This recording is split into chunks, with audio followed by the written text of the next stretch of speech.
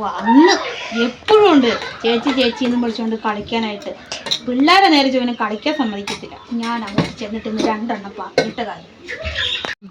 പാവല്ലേ അമ്മ, ഞങ്ങളുടെ കൂടെ ആരും കളിക്കാൻ വരാത്തോണ്ടല്ലേ വരുന്നത്. നീ എന്തിനാ ഇവിടെ വന്നത്? എന്താ നിനക്ക് വീട്ടിൽ കളിക്കാൻ സ്ഥലമൊന്നുമില്ലേ? പോടാ. അമ്മ എന്തായിരുന്നു സംസാരിക്കുന്നത്? അവന് ഞങ്ങളെ പോലെ കളിക്കാനൊക്കെ ആഗ്രഹമില്ലേ? ഞാനിവിടെ വരുന്നില്ല.